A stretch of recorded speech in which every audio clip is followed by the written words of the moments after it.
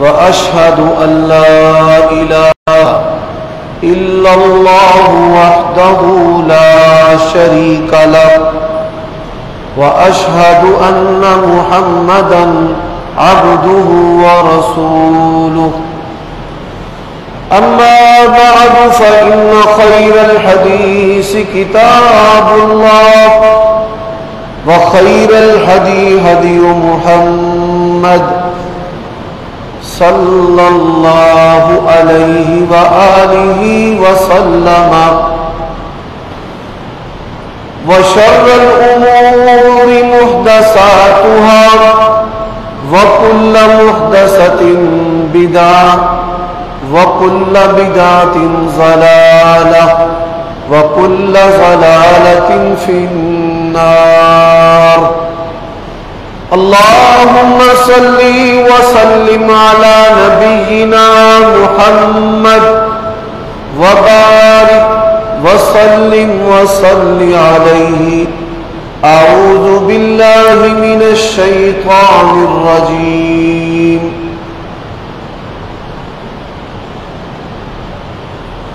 واعلموا أن فيكم رسول الله لو يطيعكم في كثير من الأمر لعنتم ولكن الله حبب إليكم الإيمان وزينه في قلوبكم وكره إليكم الكفر والفسوق والعصيان أولئك هم الراشدون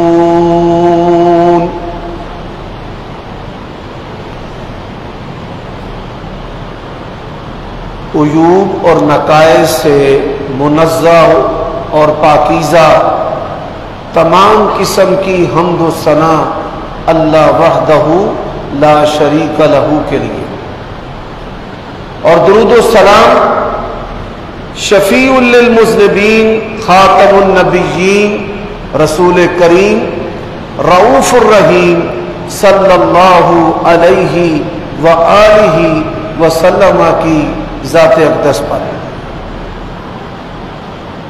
گزشتہ خطبات جمعہ سے آپ نبی علیہ الصلوۃ والسلام کی جماعت صحابہ کرام رضوان اللہ علیہ مجمعین کے فضائل، مناقب اور ان کی جو اہمیت ہے اس کے بارے میں سماعت فرما رہے ہیں۔ آج کا یہ خطبہ جمعہ گزشتہ موضوع سے جڑا ہوا ہے، اور اللہ تبارک و تعالیٰ کی توفیق سے یقیناً آپ یہ بات جان چکے ہیں کہ صحابہ کرام رضوان اللہ علیہ مجمعین وہ جماعت ہیں جن کی تربیت نبی علیہ الصلوۃ والسلام نے کی ہے، اور جن کی نگرانی اللہ تبارک و تعالیٰ نے کی ہے، اور اسی جماعت نے قرآن کو، سنت کو، دین اسلام کو محفوظ کر کے ہم تک پہنچایا ہے، اور یہی وہ جماعت ہے جو بلا مشروط کسی بھی شرط کے بغیر، کسی بھی قسم کی پرواہ کیے بغیر اللہ تعالیٰ اور نبی علیہ الصلوۃ والسلام کی سچی اور سچی اطاعت اور تابعداری کرنے والے۔ صحابہ کرام رضوان اللہ علیہ مجمعین ایسی جماعت ہے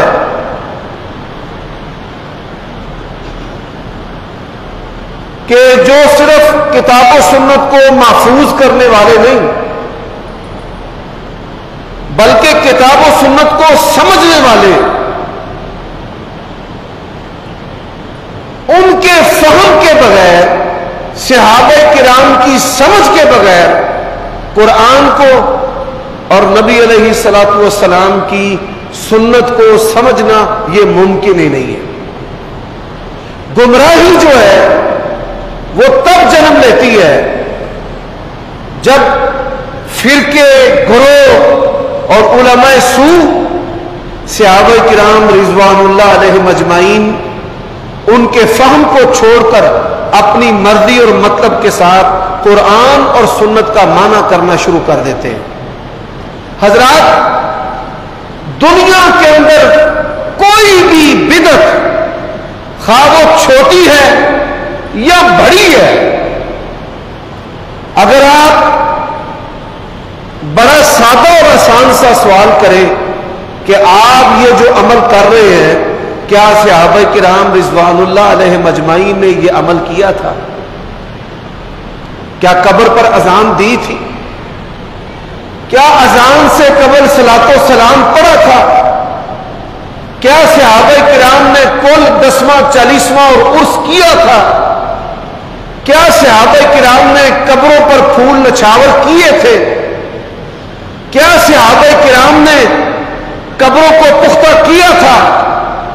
کیا صحابہ کرام نے نبی علیہ الصلوۃ والسلام اور جلیل قدر صحابہ کرام کی قبریں ہونے کے باوجود کبھی ان سے مانگا تھا؟ کیا صحابہ کرام نے کبھی اللہ تعالیٰ اور اپنے درمیان انبیاء اور اولیاء ان کی ہستیوں کا واسطہ، وسیلہ اور ذریعہ دیا تھا؟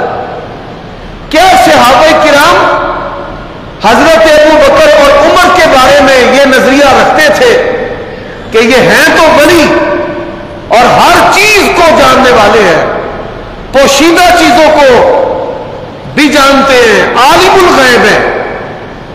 تو آپ یہ سن کر حیران ہوں گے کہ اللہ تعالیٰ نے صحابہ کرام کو ایسا معیار حق بنایا ہے کہ کوئی بھی باطل نظریہ، کوئی بھی باطل عقیدہ جو ہے اس کو ایک سیکنڈ کے اندر سمجھنے کے لیے آپ اس سے یہ سوال کریں کہ آج جس چیز کو تم دین سمجھتے ہو، ایمان سمجھتے ہو، کیا صحابہ کرام نے کبھی اس کو اختیار کیا ہے؟ جشن عید المیلاد نبی جو ہے، جشن عید میلاد جس کو کہا جاتا ہے یا عید میلاد النبی کہا جاتا ہے، اس کی بنیاد پر لوگوں کو کافر سمجھا جاتا ہے۔ کیا صحابہ کرام رضوان اللہ علیہ مجمعین نے کبھی اس عید کو منایا تھا؟ حضرات،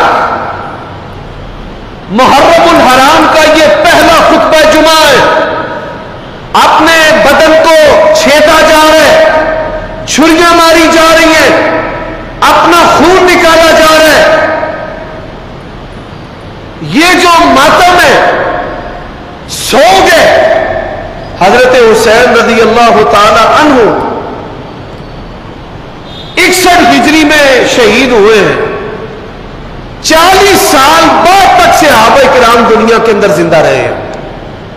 حضرت حسین رضی اللہ تعالی عنہ کی شہادت پر اور شہادت سے لے کر صحابہ کرام کے دور تک کبھی کسی صحابی نے اپنے سر کے اندر مٹی ڈالی ہو، اپنے بدن پر چھریاں چلائی ہو، کبھی ہر سال محرم کو سوگ جو ہے اس کو زندہ کیا ہو، کبھی اہل بیت نے، حضرت علی کی اولاد نے، حضرت حسین کی اولاد نے ساری زندگی ایسا کیا ہو، تو صحابہ کرام رضوان اللہ علیہ مجمعین جن لوگوں نے ان کے فہم کا انکار کیا وہ گمراہ ہو کر مرے ہیں، اور جن لوگوں نے ان کے ایمان کا انکار کیا ہے وہ کافر ہو کر مرے ہیں۔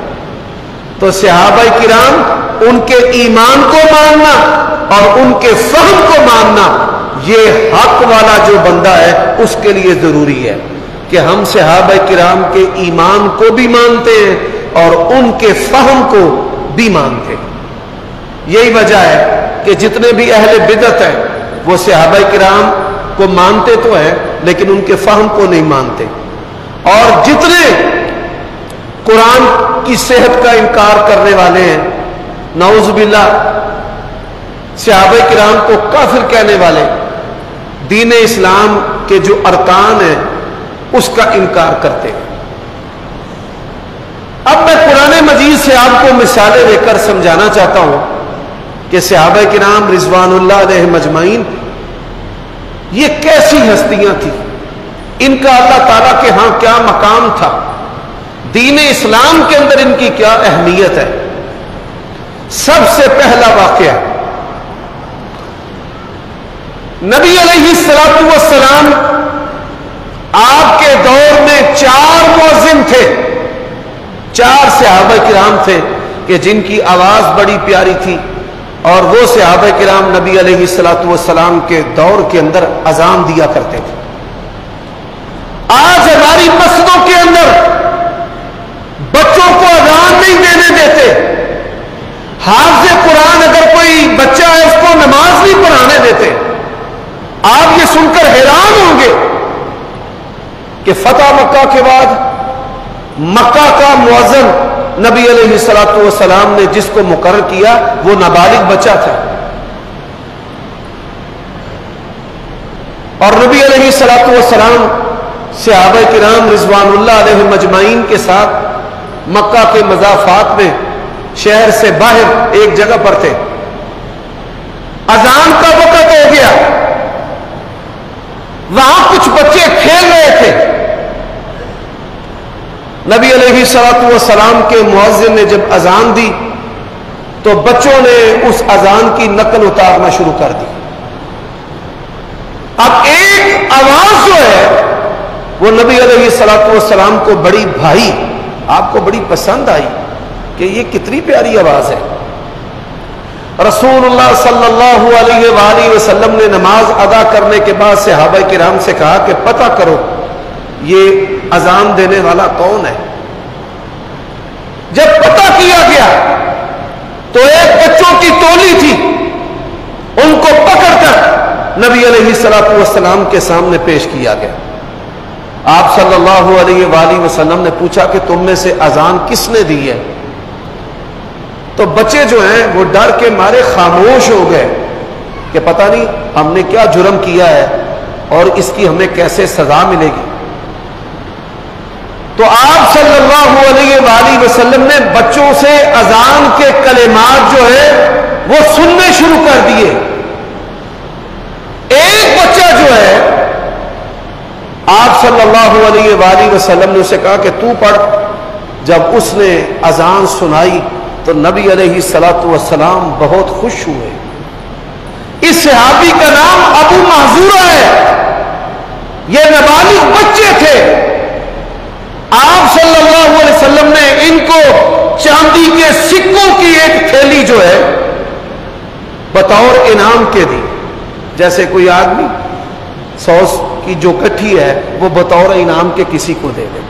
تو نبی علیہ الصلوۃ والسلام نے جب اتنی پیاری آواز سنی تو آپ صلی اللہ علیہ وسلم نے پہلا انعام تو چاندی کے سکوں کی تھیلی کی صورت میں دیا، اور دوسرا انعام فرمایا یہ بچہ جو ہے یہ مسجد حرام، ان اول بیت وضع للناس للذی ببکۃ مبارکہ وہدی للعالمین۔ آپ صلی اللہ علیہ وآلہ وسلم نے اس بچے کو مسجد حرام کا مؤذن مقرر کر دیا۔ تو مکہ میں مسجد حرام کے اندر حضرت ابو محذورہ رضی اللہ تعالی عنہ اذان دیا کرتے تھے۔ اچھا آپ کو ایک میں مسئلہ بتا دیتا ہوں، یہ مسئلہ جو ہے یہ علماء کے لیے بھی شاید پہلی دفعہ سننے سے تعلق رکھتا ہو، بہت تھوڑے لوگ ہیں جو اس کے بارے میں جانتے ہیں۔ ہمارے ہاں جو اذان دینے کا طریقہ ہے، اذان کے کلمات کو جوڑ کر پڑھا جاتا ہے، اللہ اکبر اللہ اکبر، اس کو وصل کہتے ہیں۔ وصل کا معنی ہوتا ہے ملاپ، یعنی ملا کر کلمات پڑھنا۔ حضرت ابو محذورہ جب اذان دیتے تھے تو وصل کے ساتھ کلمات کو جوڑ کر اذان دیتے تھے، اور حضرت بلال وہ وصل کے ساتھ اذان نہیں دیتے تھے، اکیلا اکیلا کلمہ الگ الگ پڑھتے تھے۔ اس کو فصل کہتے ہیں، جدا کرنا۔ کیسے؟ اللہ اکبر اللہ اکبر۔ حضرت بلال کی اذان فصل کے ساتھ ہوتی تھی، اور حضرت ابو محذورہ کی اذان جو ہے یہ وصل ملاپ کے ساتھ ہوتی تھی۔ تو ہم کیا کرتے ہیں؟ کلمات کا جو جوڑ اور ملاپ ہے وہ حضرت ابو معذورہ والا لے لیتے ہیں، اذان کے جو کلمات ہیں وہ حضرت بلال والے لے لیتے ہیں۔ تو دو مؤذن جو ہیں وہ مسجد نبوی کے مؤذن تھے۔ ایک مؤذن کا نام ہے بلال، آپ نے شعراء سے جو نعتیں پڑھنے والے ہیں ان سے سنا ہے، مؤذن ہزارہ نے بلال کوئی نہ۔ حضرت بلال رضی اللہ تعالی عنہ یہ 5 اذانیں دیتے تھے، فجر کی اذان یہ نہیں دیتے تھے، تہجد کی اذان حضرت بلال دیتے تھے۔ فجر کی اذان جو ہے وہ ایک نبینے صحابی ہیں عبداللہ بن ام مکتوم رضی اللہ تعالی عنہ، یہ فجر کی اذان دیتے تھے جس کے اندر تھا الصلاۃ خیر من النوم۔ یہ پہاڑی کے اوپر چڑھ کر اذان دیتے تھے مدینہ منورہ کے اندر۔ نبی علیہ الصلوۃ والسلام کے چوتھے مؤذن مسجد قباء کے مؤذن تھے۔ لمسجد اسس علی التقوی احق ان تقوم فیہ، مسجد قباء کے جو مؤذن ہیں عمر بن حارث العائزی رضی اللہ تعالی عنہ، ان کو بھی نبی علیہ الصلوۃ والسلام نے مسجد قباء کا مؤذن مقرر کیا تھا۔ تو یہ نبی علیہ السلام کے 4 مؤذن تھے، نام یاد کر لیں، اپنے بچوں کو بھی سکھائیں۔ آپ صلی اللہ علیہ وآلہ وسلم عبداللہ بن ام مکتوم سے بڑی محبت کرتے تھے۔ اس محبت کا سبب کیا تھا؟ مدینہ سے باہر نبی علیہ الصلوۃ والسلام جب جاتے، آپ یہ سن کر حیران ہوں گے کہ عبداللہ بن ام مکتوم کو رسول اللہ نے اپنی زندگی میں 20 مرتبہ مسجد نبوی کا امام بنایا۔ آپ علیہ الصلوۃ والسلام کی غیر موجودگی میں مسجد نبوی کے اندر جو امامت کرواتے تھے وہ عبداللہ بن ام مکتوم رضی اللہ تعالی۔ عبداللہ بن ام مکتوم کو اتنا درجہ ملا ہے، مؤذن رسول بھی ہے، آپ کے مصلی کے امام بھی ہے، اور 20 مرتبہ رسول اللہ نے مدینے سے جاتے ہوئے ان کو امام بنایا۔ سبب کیا ہے؟ وجہ کیا ہے؟ اب وجہ بھی سن لیں۔ حضرت عبداللہ ابن ام مکتوم رضی اللہ تعالیٰ عنہ یہ نبینے تھے، اور فرماتے ہیں کہ لوگ اپنی آنکھوں سے دیکھ کر رسول اللہ کے پاس جاتے تھے، میں آپ کے جسم، آپ کے مبارک بدن کی خوشبو سونگھ کر آپ کے پاس پہنچ جاتا تھا۔ گھر سے باہر نکلتا، نبی علیہ السلام یہاں سے گزرے، اتنی آپ سے محبت کرتے تھے۔ اب جو سردار تھے انہوں نے کہا کہ ہم مالدار ہیں، جاگیردار ہیں، کوئی ہماری برابری نہیں کر سکتا، آپ ہمارے ساتھ میٹنگ کریں جس کے اندر آپ کا کوئی صحابی نہیں ہوگا، کوئی نہیں ہوگا، آپ ہوں گے اور ہم ہوں گے۔ بعض جو بندے ہیں نا ان کو سٹیٹس کمپلیکس ہوتا ہے، ہم پلہ میں کچھ ہوں، جیسے بعض بندوں کو ٹیکنالوجی کمپلیکس ہو جاتا ہے نا، بنایا اللہ نے، پیدا مسلمانوں کے گھروں میں ہوا ہے، لیکن انگریزوں کی بڑی تعریفیں کریں، کیا کہنے ہیں جی انگریزوں کے، وہ اللہ نے تیری زبان جو ہے نا اپنی تعریف کے لیے بنائی ہے، انگریزوں کو اللہ نے مسلمانوں کا خادم بنایا ہے کہ وہ چیزیں بنائیں مسلمان استعمال کریں۔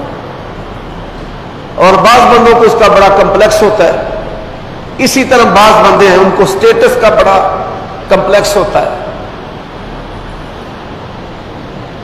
ان کو بھی سٹیٹس کا کمپلیکس تھا، کوئی ماڑا مریڑا کوئی غریب بندہ ہمارے قریب نہ پھٹکے۔ اللہ تعالیٰ نے قرآن مجید کے اندر یہ بات ارشاد فرمائی ہے، لَقَدْ جَاءَكُمْ رَسُولٌ مِّنْ أَنفُسِكُمْ عزیز علیہ ما عنتم حریص علیکم بالمؤمنین رؤوف الرحیم۔ یہ میرے جو نبی ہیں ان کو ہرس ہے کہ بندے مسلمان ہو جائیں. اب نبی علیہ السلام آپ نے کہا ٹھیک ہے اگر میٹنگ کرنے سے یہ مسلمان ہوتے ہیں جہنم سے بچ جائے ٹھیک ہے. آپ نے صحابہ کرام کو منع کر دیا کہ جب ان کے ساتھ میری میٹنگ ہو آپ میں سے کوئی بندہ بھی نہ ہو. اب نبی علیہ السلام کا حکم تھا کس کی جرت ہے بھئی آئے, لیکن اللہ کی شان آپ ان کے ساتھ میٹنگ کر رہے ہیں. یہ نبینا جو صحابی ہے نا عبداللہ بن ام مکتوم, یہ لاٹھی اپنی ٹیکتے ٹیکتے ٹیکتے ٹیکتے ایتھوں نبی پاک دی خوشبو آ رہی ہے, ایتھوں آ رہی ہے, یہ ادھر پہنچ گئے. اللہ کے نبی علیہ الصلوۃ والسلام نے ان کو کچھ نہیں کہا. کیا ہوا تھا؟ آپ کے ماتھے پر صرف تیوڑی آئی تھی, صرف تیوڑی, جس کو ہم ناگواری کہتے ہیں. زبان سے کچھ نہیں کہا, اشارہ نہیں کیا کہ اس کو روکو, صرف ماتھے پر تیوڑی آئی ہے. اور جو لوگ آج صحابہ کرام پر زبان درازیاں کرتے ہیں ان کا شان حضرت معاویہ کے برابر کا بھی نہیں ہے. ان کا شان حضرت حسن حسین کے برابر کا بھی نہیں ہے. یہ حضرت معاویہ اور حسنین کریمین کی فضیلت عبداللہ بن ام مکتوم سے زیادہ ہے. یہ عام صحابی ہیں جن کو بس شرف صحابیت حاصل ہے, جن کے بارے اور فضیلت میں کوئی آیت و حدیث نہیں آئی. عام صحابی ہے, شرف صحابیت ہے صرف ان کے پاس. آج لوگ پتہ نہیں کس حوصلے کے ساتھ زبانیں کھول لیتے ہیں.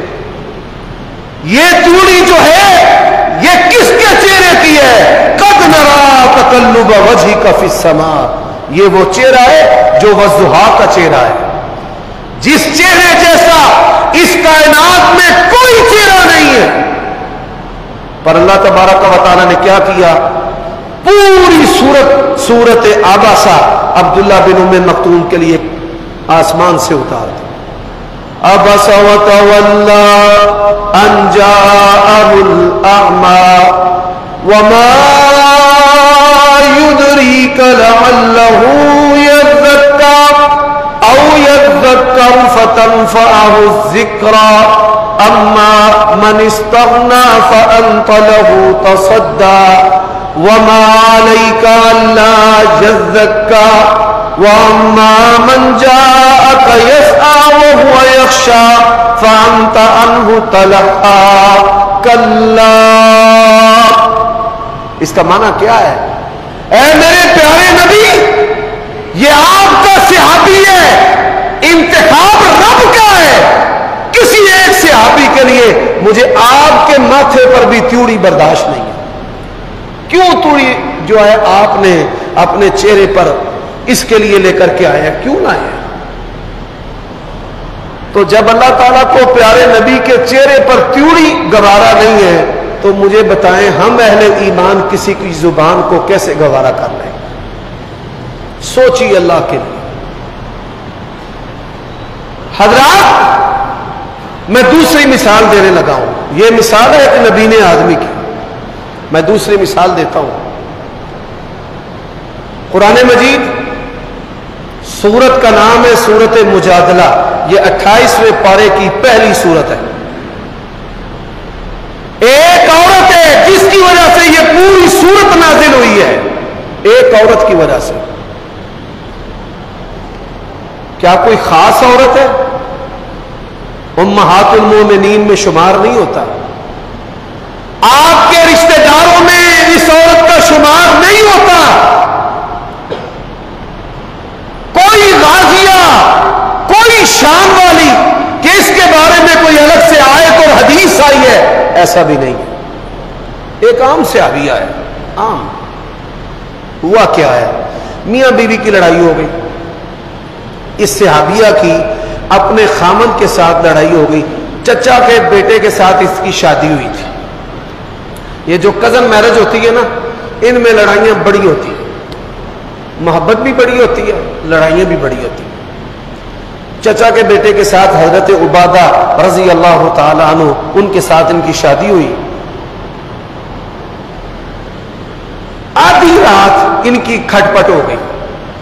میاں بیوی کی ادھی راتی جڑی نا انہاں دی لڑائی ہون لگ پئی. حضرت عبادہ جو ہیں وہ غصے میں آئے. صبر یہ بھی نہ کرے. آپ کو پتہ ہے جب لڑائی ہوتی ہے عورتیں خاموش رہنے کی بجائے نا ترکی بترکی ساتھ ساتھ جواب دیتی. وہ کہتا ہے تیری ماں نے عقل نہیں دی, وہ کہتی ہے تیری ماں نے بھی تجھے عقل نہیں دی. کام جو ہے وہ گرم ہو گیا. اتنا گرم ہوا کہ حضرت عبادہ نے غصے کے اندر آ کر کہا جا تو میرے لیے ایسے جیسے میری ماں. بیوی کو ماں کہہ دیا. اور عرب کے اندر یہ دستور تھا کہ جب بیوی کو ماں کہہ دے تو پکی جدائی, طلاق ہو گئی تھی. غصہ ٹھنڈا ہو گیا. بندے کا غصہ طلاق دے کر ٹھنڈا ہوتا ہے, عورت کا غصہ طلاق لے کر ٹھنڈا ہوتا ہے. اندھی دے طلاق. اچھا جب دونوں کا غصہ ٹھنڈا ہو گیا نا, اس نے کہا میرے بچوں کا کیا بنے گا, میں کدھر جاؤں گی. تو آدھی رات کوئی بنا سوچے سمجھے نبی علیہ الصلوۃ والسلام کے پاس آپ کے گھر آ گئی. اب کسی کی جرت نہیں تھی کہ نبی علیہ السلام کا دروازہ کھٹکھٹائے. آپ صلی اللہ علیہ وآلہ وسلم ایسی شخصیت ہیں جو 16-18 گھنٹے جاگتے تھے. 16-18 گھنٹے یہ نبی علیہ السلام کا معمول تھا. اس نے آ کر نبی علیہ السلام کا دروازہ کھٹکھٹایا. کون ہے؟ خولا. کیا بات ہے؟ یا رسول اللہ میری بات سنیں, کیا ہو گیا ہے اتنی رات؟ وہ میری خامد سے لڑائی ہو گئی ہے. فرمایا پھر؟ اس نے مجھے کہہ دیا تو میری ماں کی طرح ہے. سبحان اللہ. فرمایا لا اجد لک فی کتاب اللہ. خولا چا ابھی آسمان سے تیرے مسئلے کا کوئی جواب میرے پاس نہیں ہے. لا اجد لک فی کتاب اللہ. اس نے نبی علیہ السلام کے ساتھ نا جھگڑنا شروع کر دیا. تواڈے پیچھے اساں ہجرتاں کیتیاں, گھر بار چھڈیا, ماں پیو دا گھر چھڈیا, پیکا چھڈیا, ہن مینوں آندے ہو جا لا اجد لک فی کتاب اللہ. اسی جویں پنجابی چاہنے ہیں بھئی دل نہیں چڑھنا. سبحان اللہ. اس نے کیا کیا؟ نبی علیہ السلام کے دروازے سے مسجد نبی کے اندر آ گئی. آسمان کی طرف منہ کر کے کہتی یا اللہ میرے مسئلے کا جواب اپنے نبی پر اتار. اللہ میں بڑی پریشان ہوں. اور دیکھو صحابہ کی قدر, ان کی عورتوں کی قدر. اللہ نے پوری صورت اسی وقت اپنے نبی پر اتار دی. نبی علیہ السلام کو بستر پر بھی نہیں لیٹنے دیا. فرمایا اٹھے مسجد میں جا کر میرے نبی اٹھے مسجد میں جائیں, جا کر میری بندی کو میرا قرآن سنائیں, اس کو پیغام دے کہ اللہ نے اس کے سوال کا جواب کتاب اللہ کے اندر نازل کر دیا ہے. قد سمع اللہ قول التی تجادلک فی زوجہا وتشتکی الی اللہ واللہ یسمع تحاورکما ان اللہ سمیع بصیر. چلے جائے مسجد کے اندر. حضرات عمر بن خطاب کے دور میں فتوحات کا دور تھا. ایران فتح ہوا, روم فتح ہوا, لشکر کی قیادت خود کر رہے ہیں. ایک بڑی عورت کمر جھکی ہوئی ہے, اشارہ کیا. حضرت عمر فوراً اپنی سواری سے نیچے اترے. رستے پر کھڑی اس عورت اس کے قریب اپنے کان کو کیا, ویسے ہی حالت میں جا کر اس کی بات سنتے رہے. لشکر کے اندر بے چینی. جب واپس مڑے ساتھیوں نے کہا اس کی بات پھر بھی سنی جا سکتی تھی, آپ کو نہیں پتا کہ بندے بندے کی ضرورت ہے, مارکے میں لڑائی ہو رہی ہے. فرمانے لگے خاموش ہو جاؤ, یہ کوئی عام عورت نہیں ہے, یہ خولا ہے جس کے لیے اللہ تبارک و تعالیٰ نے اپنے نبی کو بستر پر لیٹنے نہیں دیا. اس کے بارے میں کوئی بات نہ کرنا, میری کیا جرت ہے. جب نبی علیہ السلام اپنے بستر کی طرف قدم موڑ نہیں سکتے تو میری کیا ضرورت ہے کہ میں اس کی بات سنے بغیر اپنا قدم آگے بڑھا دوں؟ حضرات، میں قرآن مجید سے تیسری مثال دینا چاہتا ہوں۔ ہمارے ہاں گھروں میں بچے جو ہے نا، ماں کی ٹریننگ کے ساتھ ٹیپ ریکارڈر اس کا نا پورا رول ادا کرتے ہیں۔ ماں کہتی ہے جا ویکھ کے آ دادی دے تے پیو دی کی گل ہون رہی ہے۔ بچہ کھیلتا کھیلتا آتا ہے، ہر چیز سنتا ہے، جا کے ماں کو بتا دیتا ہے دادی تیریاں شکایتاں لاندی سی پئی، چاچی کیا کہہ رہی ہے، پھوپھی کیا کہہ رہی ہے، ہمسایوں کے گھر میں کیا بات ہو رہی ہے۔ بچے جو ہے نا وہ پوری ریکارڈنگ کرتے ہیں اور ماں کو آ کے نا پوری بات سناتے ہیں۔ صحابہ کرام میں سے ایک بچے تھے، ان کا نام تھا زید بن ارقم رضی اللہ تعالی عنہ۔ آپ دیکھیں نبی نے صحابی کے لیے پوری صورت آئی، عورت کے لیے پوری صورت آئی۔ کوئی عقل مند شیعہ، کوئی ایسا شیعہ جو کہتا ہے کہ میں قرآن کو مانتا ہوں، میں آج تیرے دل دماغ کو کھٹکھٹانا چاہتا ہوں قرآن کے ساتھ کہ دیکھ جن کی فضیلت اور شان کوئی خاص آیت اور حدیث نہیں ہے، ان کا دفاع اللہ کر رہا ہے، رب کر رہا ہے۔ زید بن ارقم رضی اللہ تعالیٰ عنہ یہ بھی بچے تھے۔ تاریخ اسلام میں نا ان کی بڑی شان ہے۔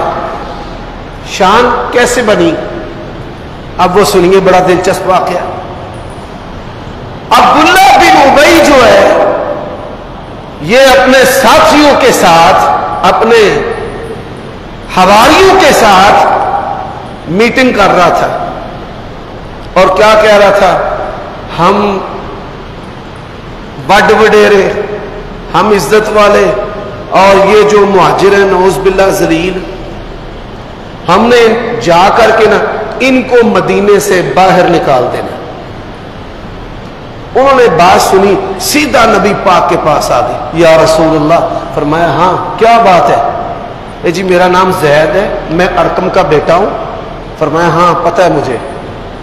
یا رسول اللہ یہ جو عبداللہ بن ابی ہے نا اور اس کے جو ساتھی ہیں، یہ ایسی ایسی باتیں کر رہے تھے کہ ہم عزت والے ہیں اور یہ ذلیل ہے، اور ہم جا کر کے نا ان کو مدینے سے باہر نکال دیں۔ سبحان اللہ۔ نبی علیہ السلام نے رئیس المنافقین کو عبداللہ بن ابی کو طلب کیا، ادھر آ۔ جی یا رسول اللہ۔ فرمایا تم نے ایسی باتیں کی ہیں کہ اسی عزت والے ہیں، ذلیل نے، اسا مدینیوں باہر جا کے کٹ دینا ہے۔ وہ کہنے لگا تاللہ باللہ، اللہ دی قسم، کعبہ کے رب کی قسم، بڑی بڑی قسمیں اس نے اٹھائی، جیسی جھوٹ بولیے تھے تباہ ہو جائیے۔ اس کو پتا تھا بدبخت کو کہ رسول اللہ کے ہوتے ہم تباہ نہیں ہو سکتے۔ بڑی بڑی اس نے قسمیں اٹھائی۔ اس نے کہا پتہ ہی نہیں، ہمیں تو پتہ ہی نہیں، کوئی ایسی بات ہوئی نہیں۔ اچھا نبی علیہ السلام آپ نے اپنی زندگی میں کہا تھا، فرمایا یہ بات یاد رکھ لینا، میں بھی انسانوں میں سے ایک انسان ہوں، کوئی آ کر اپنی زبان کی تیزی کے ساتھ مجھ سے فیصلہ اپنے حق میں کروا لے تو یہ نہ سمجھنا کہ محمد رسول اللہ نے فیصلہ کر دیا تو اب حق میرا ہے، میں اس کے لیے آپ کا ٹکڑا کاٹ رہا ہوں۔ بڑی بڑی چرب زبانیاں تھیں۔ اس نے چرب زبانی کے ساتھ رسول اللہ کو اعتماد میں لے لیا۔ آپ نے فرمایا اچھا چلو جاؤ۔ نبی علیہ الصلوۃ والسلام تو معاملات کو رفع دفع کرنے کے لیے دنیا میں آئے تھے۔ یہ کئی بندے ہیں نا، میں گل کا نتھارا کرنا ہے، وہ نتھارا کر دیں گے اپنا پتر تھوکڑ لیں گے، نتھارے نہیں کری دے، منڈا منڈا پائی دے، پترا نو نال ٹوری دے، چلائی دے۔ تو نبی علیہ السلام نے نا اس کو بھیج دیا۔ اچھا جب وہ چلا گیا نا، اب بچوں کو ہوتا ہے کہ حضرت زید کہتے ہیں مجھے یہ تھا کہ مجھے رسول اللہ سے شاباش ملنی ہے، میں نے بہت بڑی خبر دی ہے رسول اللہ کو۔ اب وہ چلے گئے، اللہ کے نبی نے فرمایا وہ ارقم کا بیٹا زید کی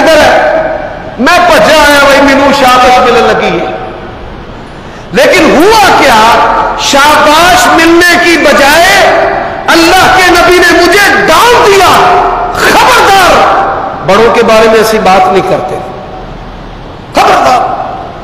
فرماتے ہیں میرا حال یہ ہو گیا کہ آج سے پہلے میں دنیا میں پیدا ہی نہ ہوتا کہ مجھے رسول اللہ نے ڈانٹ دیا۔ میری اس سے بڑھ کر توہین اور بستی کیا ہوگی، مجھے رسول اللہ نے ڈانٹ دیا۔ حضرات آپ یہ سن کر حیران ہوں گے، اس بچے کی باتوں کو اللہ نے قرآن کے لفظ بنا کر پوری سورت رسول اللہ پر اتار دی۔ یقولون لئن رجعنا إلى المدينة ليخرجن الأعز منها الأذل ولله العزة ولرسوله وللمؤمنين ولكن المنافقين لا يعلمون۔ بین ہی لفظوں کو جو بچے نے رسول اللہ سے بیان کیے تھے، اللہ نے وہ لفظ جو ہے قرآن کی سورت کے اندر نازل کر دیے، پوری دنیا پڑھتی رہے، قیامت کی صبح تک پڑھتی رہے۔ ہم کہتے ہیں چلو بچے کی بات ہے جانے دو، یہ صحابہ کا بچہ ہے، یہ صحابی بچہ ہے۔ اس صحابی بچے کے لیے اللہ نے نبی کی ڈانٹ بھی، آپ کے سخت لفظ بھی گوارا نہیں کیے۔ یہ ہمارے ایمان کا تقاضا ہے، ہم صحابہ کے بارے میں سخت لفظ برداشت نہیں کر سکتے۔ یہ ہمارے ایمان کا تقاضا ہے کہ ہم صحابہ کرام کے بارے میں ماتھے کے شکل برداشت نہیں کر سکتے۔ یہ ہمارے ایمان کا تقاضا ہے، یہ رب کی سنت ہے ان کا دفاع کرنا۔ ان کے بغیر اسلام نہیں ہے، قرآن نہیں ہے، سنت نہیں ہے، ان کے بغیر دین کا فہم نہیں ہے۔ اور یہی مجبوری ہے کہ جو رسول اللہ صلی اللہ علیہ وسلم کی جماعت ہے، اللہ کے نبی صلی اللہ علیہ وسلم کی جماعت، آپ سے پہلے انبیاء دنیا سے جاتے تھے، حق مٹ جاتا تھا۔ یہ اسلام کی سچائی ہے۔ اللہ کے نبی نے فرمایا میری جماعت حق والی جماعت قیامت کی صبح تک رہے گی، اور یہ اسلام کی سچائی ہے۔ آج آپ نے دیکھنا ہے کہ صحابہ کرام کا ایمان کن کے پاس ہے، صحابہ کا احترام کن کے پاس ہے، صحابہ کا فہم کن کے پاس ہے، صحابہ کا دین کن کے پاس ہے، یہ آج آپ نے دیکھنا ہے۔ اللہ تعالیٰ سے دعا ہے اللہ تعالیٰ مجھے اور آپ کو صحابہ کرام کی محبت پر زندہ رکھے، انہی کی محبت پر موت نصیب فرمائے۔ وآخر دعوانا ان الحمد للہ رب العالمین۔